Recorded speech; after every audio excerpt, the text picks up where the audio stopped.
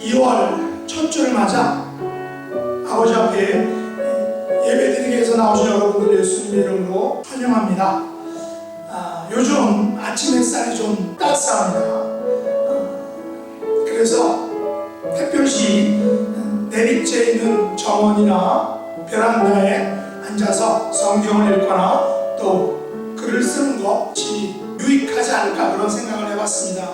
얼마 전 유튜브에서 저희 아버지와 똑같은 성함이 같은 90세 넘은 분이 자신의 건강을 관리하기 위해서 운동과 영어 공부 또 외국인에게 지역 문화 소개하는 그런 영상물을 잠깐 봤는데 감동과 도전을 받았습니다. 요즘 코로나 시대가 주는 그 위축감을 새로운 도전으로 우리도 이처럼 극복했으면 좋겠습니다. 이 시간 우리가 드리는 그 예배는 우리의 모든 위축과 허물과 또 연약함을 기쁨과 감사와 승리로 바꿔줄 것입니다. 우리 다 같이 경배와 찬양을 통해서 다 같이 예배 자리로 나가도록 하겠습니다.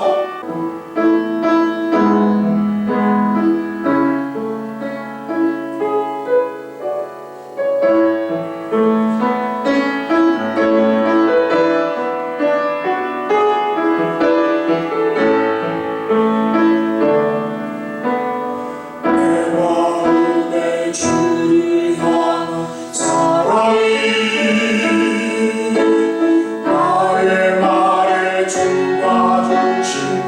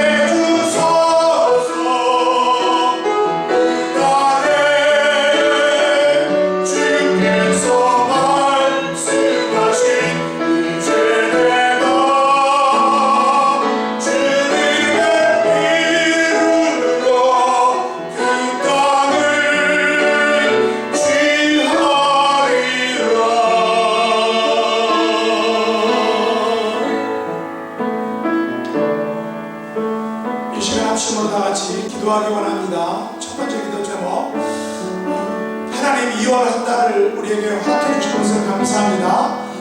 특별히 이번 주일 예배를 통해서 하나님께서 주신 하늘의 은총을 맛보아 덧입는 그런 복된 예배가 되게 해달라고, 두 번째는 코로나 백신이 잘 보급되어서 모든 분들이 마음의 안정과 또 육신의 안정을 누릴 수 있게 해달라고, 또한 바이러스가 확산되지 않도록 하나님께서 특별한 은혜를 베풀어 달라고, 우리의 가정과 또 우리의 교회와 또 우리가 일하고 있는 사업장에 우리 하나님께서 치유와 회복을 베풀어 달라고, 또 마지막으로는 우리가 드린 이 시간 그 예배 자리에 우리 성령님께서 임재해 주시고 함께 해 주시고 말미암아 우리가 드리는 찬양과 말씀으로 우리의 몸과 또 우리의 교회와 우리의 가정이 또 우리가 일하는 모든 곳들이 회복되고 치유되는 놀라운 은혜를 베풀어 달라고 우리가 다 같이 합심으로 하나님 아버지께 간절히 간구하겠습니다.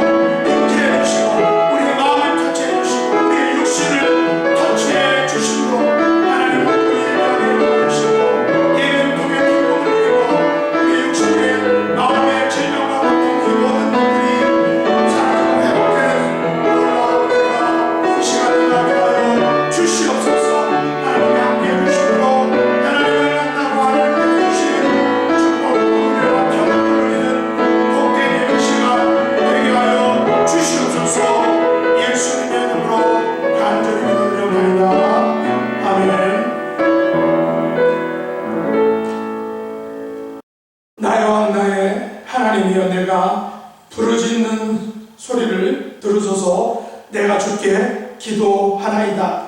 오직 나는 주의 풍성한 사랑을 힘입어 주의 집에 들어가 주를 경외함으로 성전을 향하여 예배하리이다. 아멘.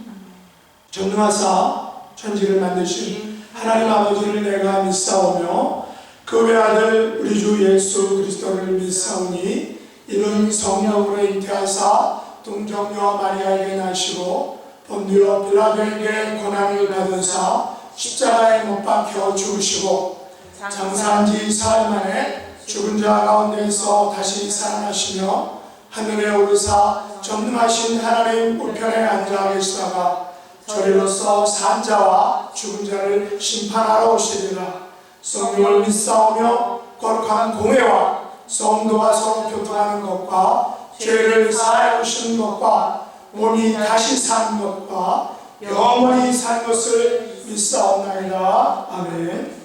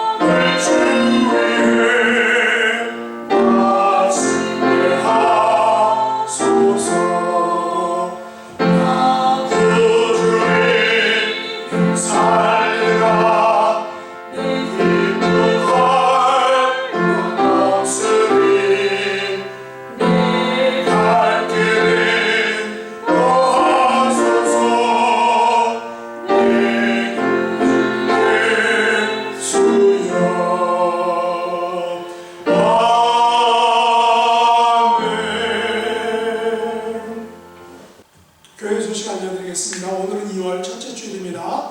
2월을 온전히 하나님 아버지께 의탁드릴 수 있는 그런 복된 2월이 될 수 있길 원합니다. 다음 주일 14일은 성찬주일로 지킵니다. 예전처럼 온라인 성찬주일이기 때문에 각 가정별로 잘 준비해 주시기 바랍니다. 2020년 결산을 위한 공동의회는 원래는 오늘 하려고 했는데 여러 가지 자료를 입력하고 하는 문제 때문에 오는 수요 예배 시간에 그때 카톡방에 올리도록 하겠습니다. 연말정산을 위한 헌금 대역을 2월 중에 우편으로 각 가정으로 발송해 드리겠습니다. 2월 교회 사역 일정을 위해서 기도해 주시기 바랍니다. 다음 주일 성찬주일 각 가정별로 준비해 주시고 마지막 28일 사순절 제1주고 그 다음에 3.1절 기념예배를 2월 마지막 날 기념예배로 드리겠습니다. 온라인 예배, 주일 예배, 수요 성경 공부, 또 새벽 기도회 모두 한 번도 예외 없이 우리 성도님들이 가지고 계신 셀폰을 통해서 혹은 컴퓨터를 통해서 온라인 예배에 적극 동참해 주시기 바랍니다. 우리 지체 중에 연약하신 분들을 위해서 꼭 기억해 주시고 아니면 아프지 않으신 분들 요즘 계속 얼굴을 대면하지 못하기 때문에 성도님들 또 교육자들을 위해서 한 분 한 분씩 이름을 불러가면서 간절히 기도해 주시기 바랍니다. 다 같이 기도하겠습니다. 하늘에 계신 하나님 아버지 감사합니다. 지나간 한 주일도 은혜 가운데 지켜주셨다가 오늘 또 저희들의 마음을 한 곳으로 모아주셔서 같이 예배 드릴 수 있는 은혜 주신 것 진실로 감사드립니다. 아버지 하나님, 지금은 코로나 창궐로 대면 예배를 드리지 못하고 있습니다. 모든 만물을 주관하시고 모든 것을 주관하시는 우리 주님, 이 전염병을 하루속히 물리쳐 주시옵시고 사랑하는 형제 자매가 같이 모여서 예배 드릴 수 있는 형편을 하루속히 만들어 주시옵기를 간절히 빌고 원하옵나이다. 우리 교회에 병약한 분들이 있습니다. 이 시간도 찾아주시고 위로하여 주시옵기를 간절히 빌고 원하옵나이다. 건강하게 주님께서 만날 수 있도록 인도하여 주시옵소서. 하루속히 코로나 팬데믹을 종식시켜 주시옵시고 교회 문을 열게 원하옵나이다.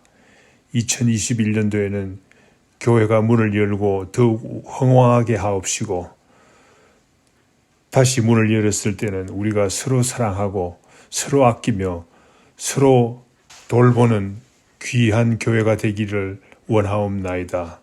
아버지 하나님, 또 문을 열었을 때는 이번에는 전도도 더욱 열심히 하기를 원합니다. 우리 하나님 도와주시옵기를 간절히 빌고 원하옵나이다. 우리 교회가 넘치고 차고 넘치는 귀한 교회가 될 수 있도록 인도하여 주시옵소서.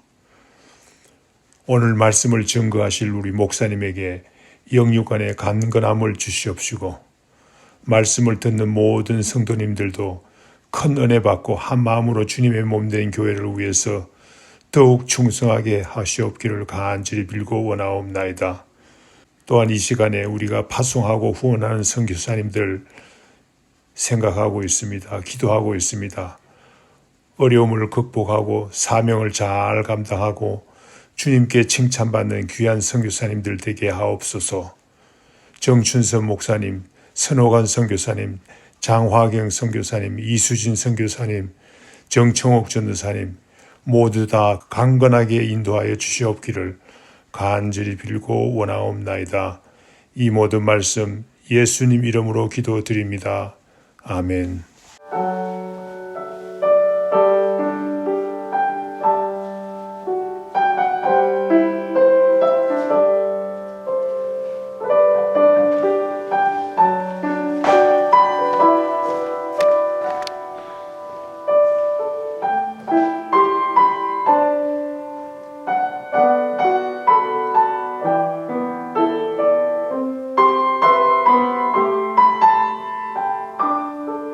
오늘 들려주신 하나님의 말씀은 마태복음 13장 1절로 9절 말씀, 그리고 18절로 23절 말씀입니다. 마태복음 13장 1절 9절 18절로 23절 말씀입니다. 한 목소리로 잔잔하게 합독하도록 하겠습니다. 그날 예수께서 집에서 나가사 바닷가에 앉으시매 큰 무리가 그에게로 모여들거늘 예수께서 배에 올라가 앉으시고 온 무리는 해변에 서 있더니 예수께서 비유로 여러 가지를 그들에게 말씀하여 이르시되 씨를 뿌리는 자가 뿌리러 나가서 뿌릴새 덜어는 길가에 떨어짐에 새들이 와서 먹어버렸고 덜어는 흙이 얕은 돌밭에 떨어짐에 흙이 깊지 아니하므로 곧 싹이 나오나 해가 돋은 후에 타서 뿌리가 없으므로 말랐고 덜어는 가시떨기 위에 떨어짐에 가시가 자라서 기운을 낳았고 덜어는 좋은 땅에 떨어짐에 어떤 것은 100배, 어떤 것은 60배, 어떤 것은 30배 결실을 하였느니라. 귀 있는 자는 들으라 하시니라. 그런즉 씨 뿌리는 비유를 들으라.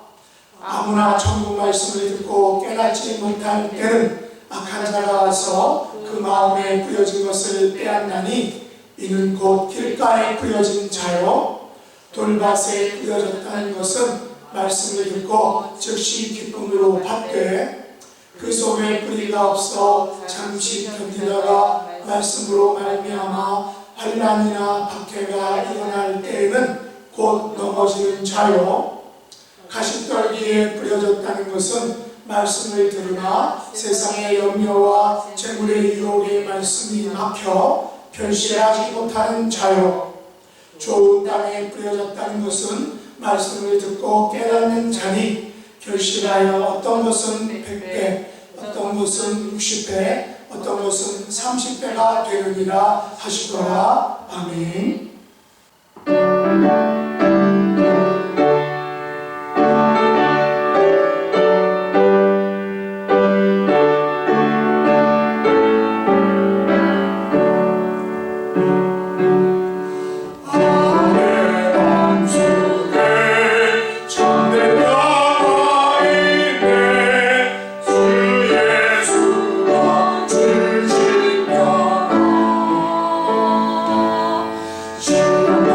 주여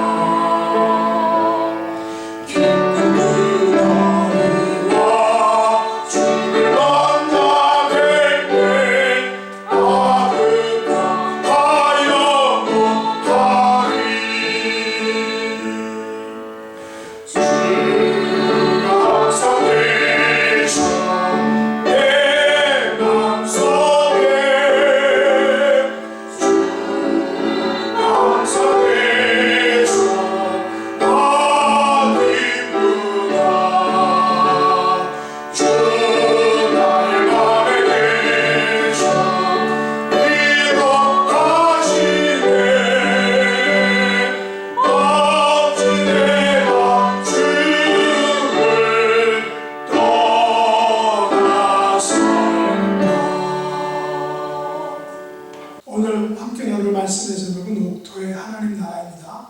오늘 본문의 말씀은 예수님의 하나님 나라 비유 가운데 하나입니다. 흔히 씨 뿌리는 비유로 잘 알려져 있습니다. 그래서 대부분 씨를 뿌리는 자, 그리고 씨에 포커스를 맞춥니다.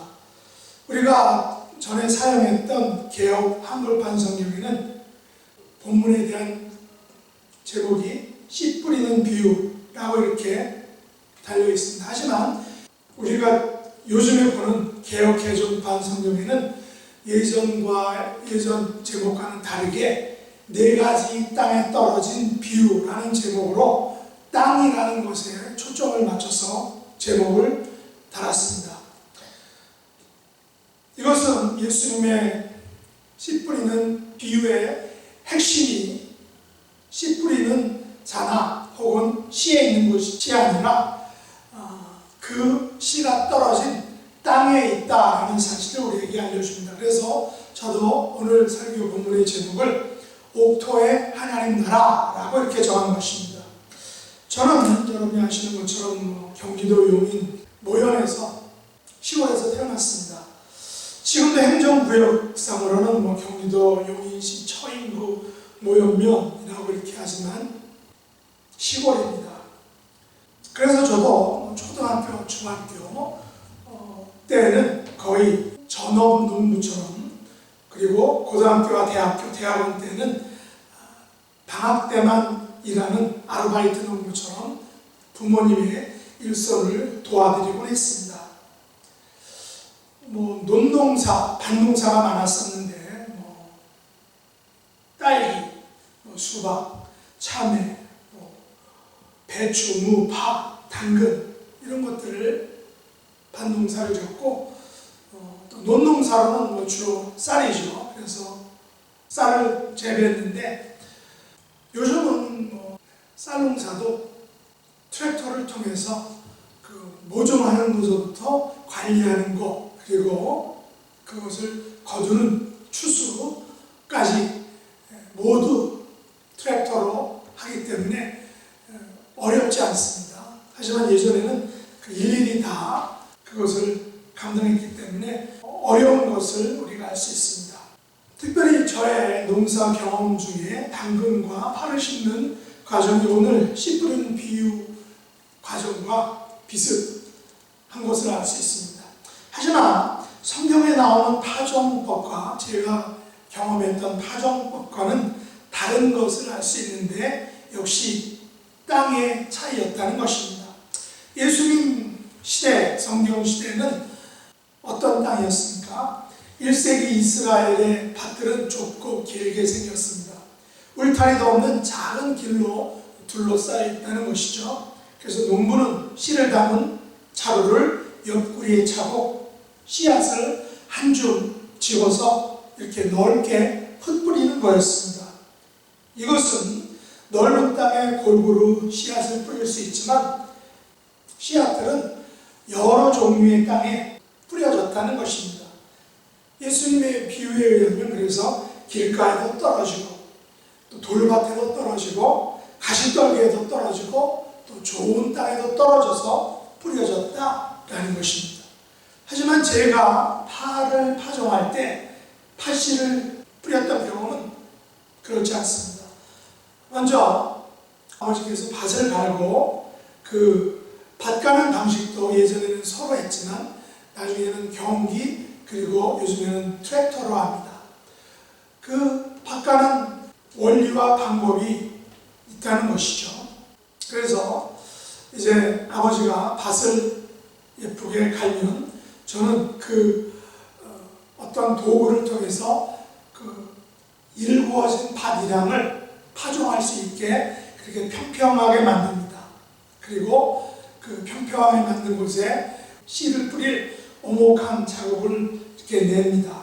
그리고 거기에 이제 어머니가 파씨를 뿌리죠. 그러면 파씨를 다 뿌린 다음에는 밭 한쪽에서 다른 쪽까지 그 넓은 천을 가지고 이렇게 스르르 덮어버리면 파종을 마치게 됩니다. 그래서 제가 경험한 씨 뿌리는 파종법은 예수님 당시와는 매우 세련되고 과학적인 방법이었다는 것이죠. 그래서 파 씨들이 이랑을 벗어나서 고랑이나 다른 곳에 떨어질 확률이 거의 없다는 것입니다. 간혹 떨어지기도 하고 또 그 다음에 덮을 때 일률적으로 한 번에 쑥 이렇게 덮기 때문에 덮는 과정에서 흙에 덮이지 않고 나와서 그 나온 씨를 새들이 먹는 경우도 있지만 대부분 씨들은 잘 덮여서 잘 자란다는 것입니다. 그런데 예수님 당시 파종법은 씨가 어디에 뿌려지느냐에 따라서 수확에 큰 차등이 있었다는 것입니다. 예수님께서는 그래서 토양의 종류를 4가지로 구분하셨습니다. 첫 번째 토양은 길가입니다. 길가는 밭들 사이로 지나다니는 그런 잘 다져진 작은 길입니다. 오늘날 이것은 밭고랑이라고 이렇게 말합니다. 사실 요즘에는 밭이랑과 밭고랑의 구분은 있지만 별로 그것을 구분할 필요가 없습니다. 왜냐하면 올해는 밭이랑에 파종을 하는데 그리고 밭고랑에는 파종을 할 수 없지요. 그렇지만 이것을 추수가 끝난 다음에는 다시 그것을 갈아엎게 됩니다. 그래서 갈아엎을 때는 밭이랑과 밭고랑이 서로 바뀌게 되는 것입니다. 그래서 그 위치가 바뀌기 때문에 별 차이가 없지만 성경 시대에는 길가, 밭고랑은 아주 단단하기 때문에 거기에는 파종을 할 수가 없죠.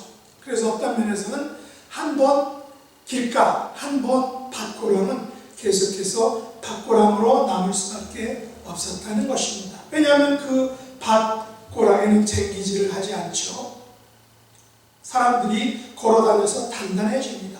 그래서 그 길가에 밭고랑에 떨어진 씨앗들은 단단한 그 흙을 뚫고 뿌리를 내릴 수가 없는 것입니다.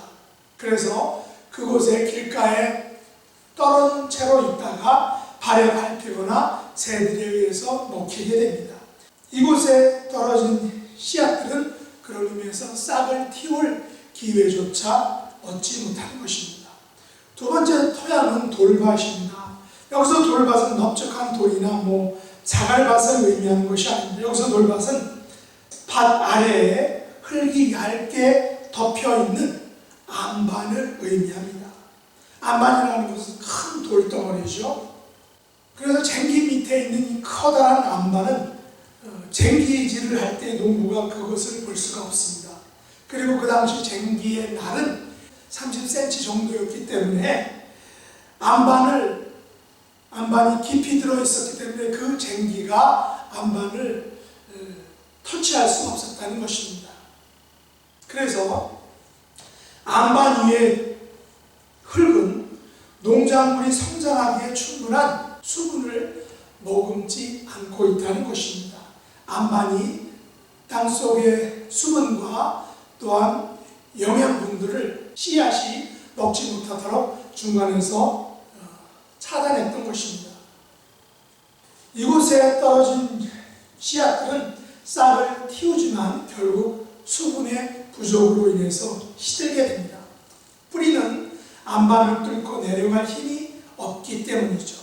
얼마 동안은 자라는 것 같지만 이내 강렬한 빛이 내리쬐이면 그 씨앗들은 말라 죽게 된다는 것입니다. 또한 식물이 죽는 경우 중에 이런 것들도 있죠. 뿌려진 씨가 처음에는 자라다가 흙 속에 있는 벌레에게 뿌리의 밑동을 갉아먹히게 되면 그 이삭은, 그 줄기는 이제 죽게 되는 것입니다. 세 번째 토양은 가시떨기 위입니다. 이 토양은 가시나무와 엉겅퀴와 같은 쓸모없는 잡초가 무성한 그런 가시떨기입니다. 가시떨기는 예수님께서 십자가에 달리셨을 때 씌운 그 가시면류관을 연상하게 되죠. 또한 물론 이 가시떨기는 헬라 건축 양식 중에 고린도 양식 원주의 머리 장식으로 아름답게 사용되었다고도 합니다. 그러나 농사 지을 때에는 가시와 영건키는 귀찮고 쓸모없는 존재였다는 것입니다. 가시와 영건키는 자리만 차지하고 양분을 빼앗아가기 때문에 식물의 성장을 가로막는, 차단하는 엄청난 그런 악한 요소였다는 거죠. 사실 잡초는 식물보다 더 빠르게 성장하는 것을 우리가 알 수 있습니다. 왜냐하면 잡초가 생명력이 강하기 때문입니다. 그래서 잡초 사이에 떨어진 씨앗들은 양분을 모두 빼앗기기 때문에 결국 성장하지 못하는 것입니다. 잡초를 잘라버리면 다시 나오죠. 또 뽑아버려도 나중에 다시 나옵니다. 분명히 잡초를 갈아엎어서 저 밑속에, 땅속에 파묻었는데 나중에 보면 다시 나오는 것입니다. 심지어 비닐로 이랑을 덮고 식물을 심었는데 식물이 나오도록 뚫어놓은 그 비닐 사이로 삐집고 나오는 것이 바로 잡초라는 것입니다. 이처럼 잡초들은 토양의 수분과 양분을 모두 빼앗아 먹고 햇볕을 가려 식물의 성장을 방해하고 결국은 식물이 죽게 만드는 것입니다. 식물을 사망에 이르게 한다라는 것이죠. 마지막으로 좋은 토양이 있습니다. 좋은 토양은 잘 일구어진 땅입니다. 좋은 토양 속에 자리를 잡은 씨앗들은 사람에게 밟히지도 않고 새들에게 먹히지도 않습니다. 안반이 없어서 수분과 양분을 잘 공급받습니다. 그래서 이곳에 떨어진 씨앗들은 풍성한 결실을 맺게 되는 것이죠. 여기서 100배의 결실을 얻었다는 것은 하나님의 넘치는 축복을 받았다는 것을 상징합니다. 예를 들어 10배만 결실을 얻어도 씨앗의 한 데나리온을 투자했는데 농작물을 팔아 100데나리온을 얻게 되었다면 이곳에 30배 혹은 60배, 100배를 얻게 되었다는 것은 그 결실의 양과 액수가 어느 정도였는지 어마어마했다는 것을 우리에게 알려주는 것입니다. 우리 여기서 예수님의 비유를 이해하는 데 짚고 넘어갈 것이 있습니다. 두 가지가 있는데 첫째는 이 비유에는 씨 뿌리는 자와 그 씨 뿌리는 기술에 대해서 예수님이 말씀하시지 않았다는 것입니다. 다시 말해서 비유에는 씨를 뿌리는 사람만 등장한다는 것입니다. 그리고 씨를 잘못 뿌려서 결실을 맺지 못한 것이 결코 아니다라는 사실입니다. 씨를 뿌리는 기술에는 전혀 문제가 없다는 것입니다. 두 번째 짚고 넘어갈 것은 비유에는 그 씨앗의 질에 대한 언급이 없다는 것입니다. 다시 말해서 모든 씨앗은 같은 씨앗이다.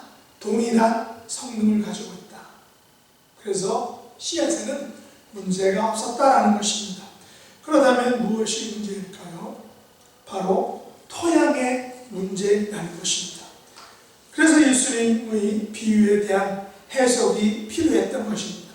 예수님께서는 비유의 줄거리와 또한 비유의 의미를 분명하게 말씀하셨습니다.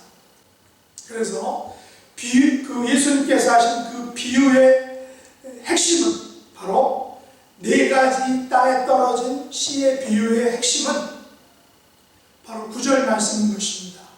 9절 말씀에 보면 귀 있는 자는 들으라 라고 했죠.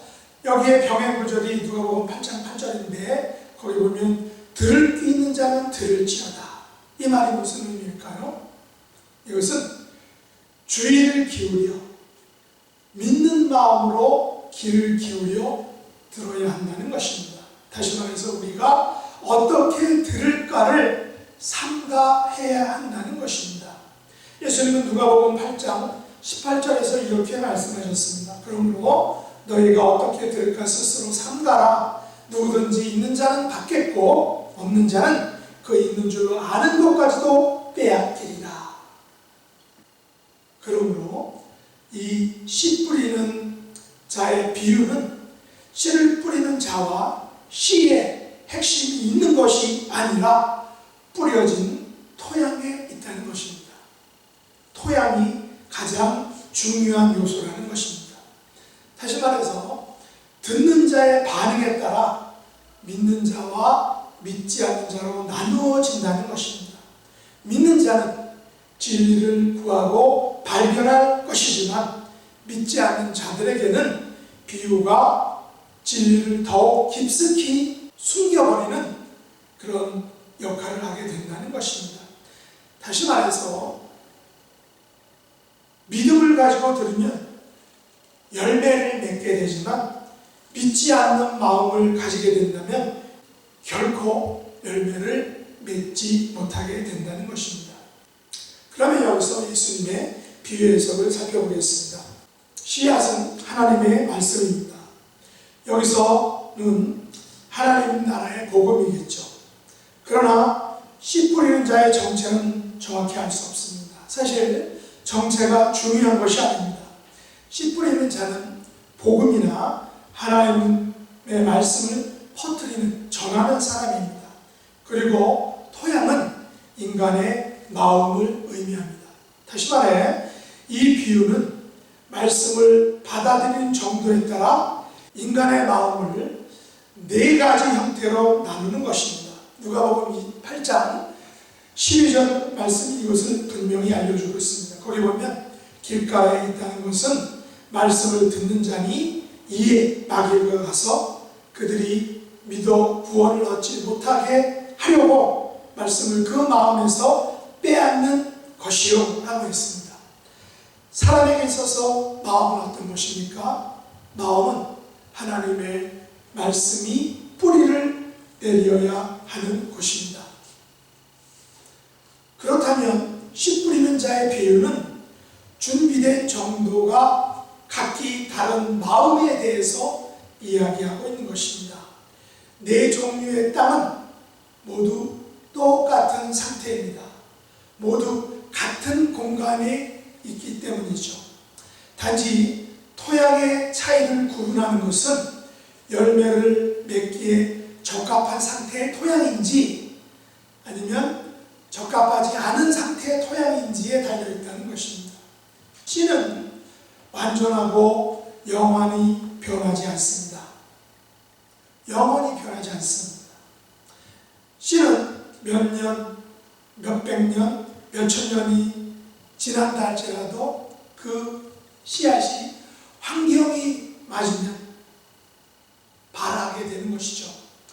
풍성한 결실을 맺는 좋은 땅과 결실이 없는 단단하고 황폐한 길가의 땅 차이는 바로 씨 뿌리는 자나 씨앗의 차이에 있는 것이 아니라 토양의 차이였다는 것입니다.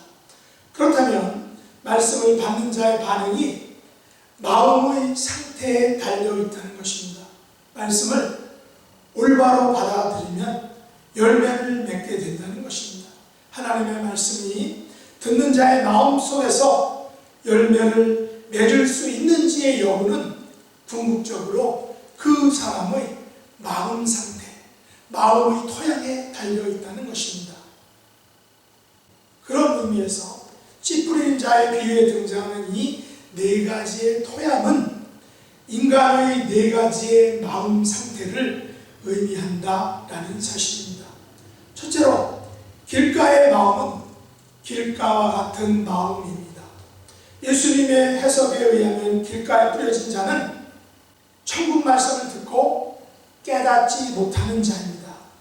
이 사람은 악한 자에게 그 마음에 뿌려진 것을 빼앗긴 자입니다. 이런 마음의 소유자는 발에 밟혀 단단하게 다져진 메마른 길가의 땅과 같아서 복음의 진리가 침투할 수 없는 그런 딱딱한 마음의 소유자입니다.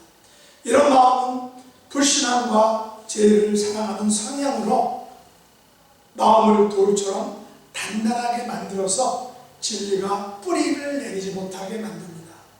이런 마음은 영적으로 죽어있기 때문에 진리를 전혀 인식하지 못하는 그런 절망적인 상태입니다. 구약 성경은 이런 사람들을 가리켜서 무엇이라고 했습니까? 목이 뻣뻣한 사람이다 라고 했습니다. 이런 사람들은 의도적으로 자신의 마음을 강팍하게 만드는 것입니다. 사도행전에서 스데반 집사님을 죽였던 사람들도 목이 곧고 마음과 귀에 할례를 받지 못한 사람들이라고 성경은 말합니다. 이런 사람들은 수많은 불법과 죄로 다져진 길과 같은 그런 마음의 사람들입니다. 회개할 줄 모르고 자기 성찰, 참된 회심으로 자기의 마음을 변화시키려는 생각이 전혀 없습니다. 무관심, 무감과 죄를 사랑하는 성향이 깊어 진리가 침투할 수 없는 아주 단단하고 메마른 마음을 가지고 있습니다. 그런데 놀라운 것은 예수님께서는 지금 비기독교인들을 언급하는 것이 아니라는 사실입니다. 예수님의 비유는 종교적인 문화 속에 살고 있는 사람들에게 하신 말씀이라는 것입니다. 예수님 당시 이들은 종교적인 귀족들, 서기관들과 바리새인들이었습니다. 예수님께서는 마귀가 이런 마음을 가진 사람들을 지배한다라고 이렇게 말씀하셨습니다. 사단은 죄를 사랑하는 인간들의 부패한 마음을 부추깁니다. 그들의 생각을 진리에서 멀어지게 하는 것입니다. 그들의 의식 속에서 하나님의 말씀을 제거하는 것입니다. 둘째로 돌밭의 토양은 얄팍한 흙과 같은 마음이다 라는 사실입니다. 예수님에 의하면 돌밭 같은 마음의 소유자는 말씀을 듣고 즉시 기쁨으로 받되 그 속에 뿌리가 없어 잠시 견디다가 말씀으로 말미암아 환난이나 박해가 일어날 때에는 곧 넘어지는 자다라는 것입니다. 누가복음 8장 13절에 의하면 바위에 있다라는 것은 말씀을 들을 때에 기쁨으로 받으나 뿌리가 없어 잠깐 있다가 시련을 당할 때는 배반하는 자다라고 이렇게 말하고 있습니다. 배반하는 자다라는 어감이 매우 강합니다. 그러나 이런 토양의 마음은 언제든 배반의 장미가 될 수 있다는 것입니다. 식물은 뿌리가 깊지 않으면 건조한 기후에서 오래 살 수 없습니다. 이런 식물은 신속히 잎이 무성해지긴 하지만 열매를 맺을 만큼 성장하지 못하고 시들어서 결국은 죽게 되는 것입니다. 또 열매를 맺는지 할지라도 그 맺혀진 열매는 작고 볼품이 없습니다. 그래서 먹을 수 없는 열매가 되는 것입니다. 우리가 살고 있는 이 캘리포니아도 겨울철 우기에는 비가 와서 봄에는 산과 주변이 푸릇푸릇하지만 여름에는 건기로 인해서 풀들은 말라주고 갈색이 되어 덤불로 변해서 가끔 여름과 가을철에 산불의 불쏘시개가 되는 것을 우리가 알고 있습니다. 우리 주변에도 이런 스타일의 신앙인들이 있습니다. 이들은 복음을 받아들이는 듯 깊은 관심을 가집니다. 말씀을 듣고 기뻐합니다. 초기에는 열정도 보입니다. 그러나 신앙의 뿌리가 깊지 않기 때문에 어려운 상황을 접하면 맥이 풀리고 맥을 못 준다는 것입니다. 그런데 하나님의 말씀대로 살려는 그리스도인들에게는 누구에게나 이런 시련을 당할 때가 있습니다. 어려운 상황이 온다는 것입니다. 유혹과 시련의 때가 찾아온다는 것입니다. 이럴 때 믿음이 진실하지 않고 믿음의 뿌리가 없다면 결국에는 믿음을 저버리게 된다는 것입니다. 어떤 분들은 이기적인 동기로 예수님을 믿고 교회에 나옵니다. 믿음에는 희생과 헌신이 뒤따른다는 것을 모르고 잠시 동안 감정에 이끌려서 믿게 되는 것입니다. 처음에는 기쁨의 눈물을 흘리며 기뻐하고 또 서로 부둥켜 안고 열심히 교회 활동에 참여합니다. 그러나 우리는 이런 분들의 신앙을 정확하게 알 수 없는 것입니다. 그 열매로 나무를 아는 것처럼 우리의 신앙과 믿음의 진정성은 삶의 열매를 통해서 알 수 있기 때문입니다. 뿌리가 없고 얄팍한 믿음은 환난이나 박해가 일어난다면 곧 넘어지게 됩니다. 결국에는 믿음을 저버리게 되는 것입니다. 믿음의 배반자가 되는 것입니다. 세 번째로 가시떨기 위에 토양은 잡초가 있는 땅과 같은 마음입니다. 예수님에 의하면 가시떨기에 뿌려진 밭 같은 마음의 소유자는 말씀을 들으나 세상의 염려와 재리의 유혹에 말씀이 막혀 결실하지 못하는 자다라고 이렇게 말합니다. 가시떨기 토양의 마음을 소유한 사람은 강팍한 불신자나 또 얄팍한 감정에 치우치는 그 사람이 아닙니다. 가시떨기 위의 토양은 깊게 잘 일구어진 땅이다라는 것입니다. 다시 말해 말씀을 들은 사람이라는 것입니다. 어쨌든 말씀에 반응을 보인 사람이라는 것입니다.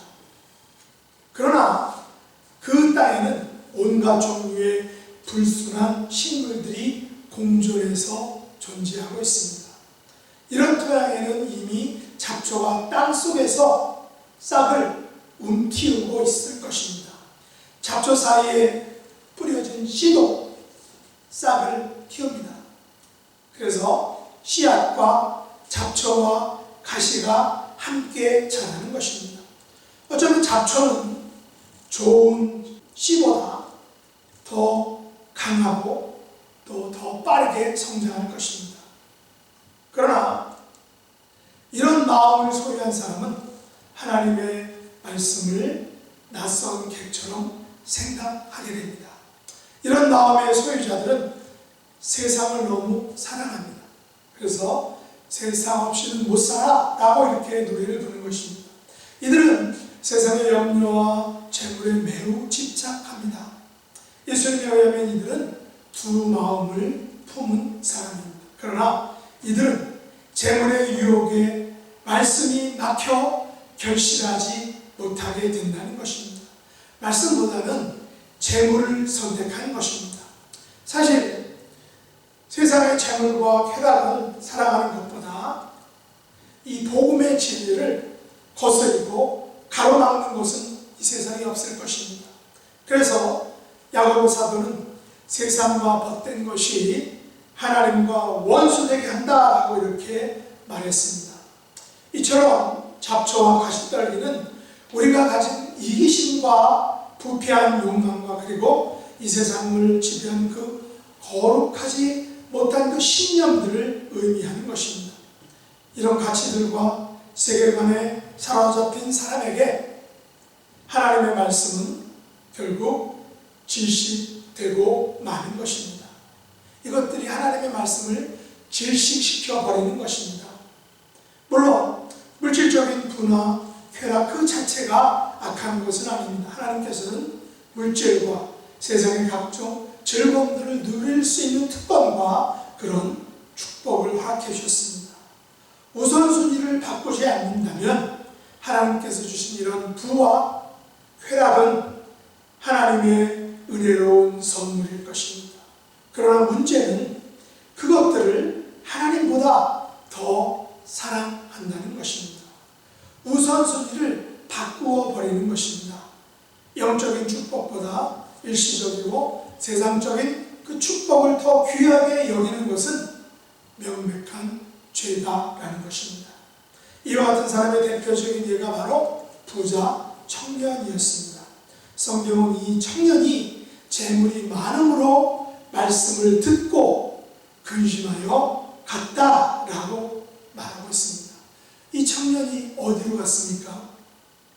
단지 집으로 가는 것입니까? 아니죠. 이 청년은 불신 지옥으로 갔을 것입니다. 청년은 하나님보다 세상의 가치와 부와 재물을 더 사랑했기 때문입니다. 그러므로 길가와 같은 마음, 얄팍한 흙과 같은 마음, 또 잡초가 있는 땅과 같은 그 마음은 모두가 결실하지 못하는 것입니다. 농사의 목적은 수확에 있고 추수에 있습니다. 열매를 거두는 것입니다. 그렇다면 수확을 내지 못하는 토양은 아무런 쓸모가 없겠죠.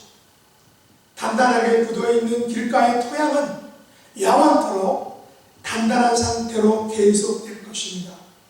영원히 버려지게 될 것입니다. 또한 흙이 얇은 토양은 다시 씨를 뿌려보았자 싹은 나지만 곧 죽게 되어 수확을 할 수 없게 될 것입니다. 잡초가 난 가시떨기 토양은 잡초와 함께 잠시 자라다가 말라주고 결국은 불태워지게 될 것입니다. 이들 세 종류의 토양은 처음에는 뭔가 되는 것 같이 보이지만 결국에는 아무런 결실을 맺지 못한다는 것입니다. 바로 이런 세 종류의 마음의 토양을 가진 사람들이 있다는 것을 예수님의 비유는 오늘 우리들에게 이야기하고 있는 것입니다. 마지막으로 좋은 땅의 토양은 옥토와 같은 마음입니다. 예수님에 의하면 옥토와 같은 마음은 말씀을 듣고 깨닫는 자니 결실하는 자다라고 말하고 있습니다. 이들이 맺은 결실은 어떤 것은 100배, 어떤 것은 60배, 어떤 것은 30배가 된다고 말합니다. 누가복음 8장 15절에 의하면 이들은 착하고 좋은 마음으로 말씀을 듣고 지키어 인내로 결실하는 자다라고 말하고 있습니다. 무슨 말입니까? 풍성한 열매는 좋은 땅에서 맺어진다는 것입니다. 그러면 좋은 땅이란 무엇입니까? 말씀을 듣고 깨닫는 것입니다. 말씀을 지키는 것입니다. 그러므로 우리는 들을 수 있는 귀, 믿음의 귀를 가져야 한다는 것입니다. 바리새인들과 서기관들은 듣기는 들었지만 깨닫지는 못했다는 것입니다. 듣기를 거부한 것이죠. 깨닫기를 거부한 것입니다. 우리는 말씀을 들을 수 있는 귀, 믿음의 귀, 순종의 귀를 가지도록 준비해야 한다는 것입니다. 결국 좋은 땅이란 잘 준비된 마음, 옥토의 마음이라는 것입니다. 우리가 듣는 귀, 듣고 깨닫는 귀, 듣고 지키는 귀를 가질 수 있도록 해야 한다는 것입니다. 그러면 우리가 어떻게 우리 마음의 밭을 옥토로 좋은 땅으로 준비할 수 있을까요? 이것은 우리의 힘으로는 할 수 없습니다. 그러면 어떻게 할 수 있을까요? 누가 이렇게 만들어줘야 한다는 것입니까? 바로 성령님께서 해줘야 한다는 것입니다. 성령님께서는 죄에 대하여, 의에 대하여, 심판에 대하여 세상을 책망한다라고 말했습니다. 성령께서는 믿는 자들을 영적으로 깨어나게 하십니다. 우리의 무딘 생각을 깨우쳐서 진리를 알게, 진리를 깨닫게 해주시는 분이 바로 성령님이십니다. 모든 더러운 것을 깨끗하게 해주십니다. 돌 같은 우리의 마음을 제거해서 새로운 마음, 부드러운 마음, 유한 마음, 순종하는 마음을 갖게 해주신다는 것입니다. 우리 가운데 거하시면서 우리를 의의 길로 행하도록 우리에게 힘을 주신다는 것입니다. 우리의 마음에 하나님의 진리를 새겨주시고 하나님의 사랑을 부어주시는 분, 그분이 바로 성령님인 것입니다. 우리가 온전한 그리스도인의 열매를 맺을 수 있도록 우리 안에 역사하시는 분, 그분이 바로 성령님이십니다. 성령님께서는 우리로 하여금 좋은 땅의 마음, 옥토의 마음을 준비시켜 주시는 그런 분이다 라는 사실입니다. 우리의 남은 생애가 좋은 땅, 옥토와 같은 그런 토양의 믿음을 가진 성도가 되어서 옥토의 하나님 나라를 일구어가는 그런 저와 여러분이 될 수 있기를 예수님 이름으로 축복합니다. 기도하겠습니다. 하나님 아버지, 저희들을 하나님 나라의 일원으로 불러주신 것을 감사합니다. 저희들에게 하나님 나라의 말씀, 복음의 씨를 뿌려주셔서 하나님 나라에 속한 백성 삼아주심을 감사합니다. 하나님의 말씀이 또한 복음의 씨앗이 저희들의 옥토와 같은 마음밭에 잘 심겨져서 30배, 60배, 100배의 열매를 맺는 삶이 될 수 있기를 간절히 원합니다. 먼저 저희들이 성령님을 통하여 옥토의 마음으로 준비될 수 있기를 원합니다. 귀 있는 자는 들으라, 말씀을 듣고 깨달아라 라는 그 예수님의 명령을 삶 속에서 실천하여 100배까지 결신하는 하나님의 복된 자녀들이 될 수 있도록 은혜 베풀어 주시옵소서. 예수님 이름으로 간절히 기도드립니다. 아멘.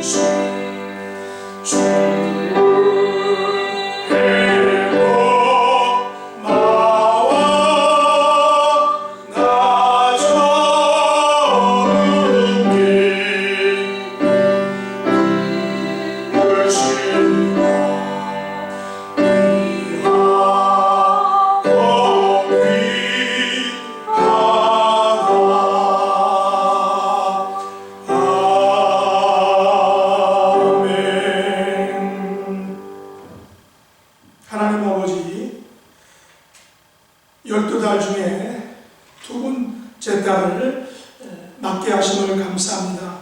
2월 한 달을 하나님 아버지께 온전히 의탁하오니 긍휼과 은총을 베풀어 주옵소서. 저희들이 계획하고 실행하는 모든 일 중에 아버지의 간섭하심과 함께 하심으로 은총 베풀어 주시기를 원합니다. 연약하신 분들을 살피며 또 맡겨주신 사명을 온전히 감당할 수 있는 저희들이 되게 도와주시기 원합니다. 아버지께서 주신 것 중에 열의 하나를 고백합니다. 감사와 간구와 소원을 담아 또한 아버지께 온전히 올려드립니다. 저희들이 이 땅에서 살아갈 때 건강의 복을 주시고 인간관계의 복을 주시고 또한 생업의 복을 베풀어 주시기 원합니다. 드림의 기쁨과 또한 나눔의 기쁨을 누리며 살아가는 복된 생애가 될 수 있도록 은혜 베풀어 주옵소서. 예수님의 이름으로 간절히 기도드렸나이다. 아멘.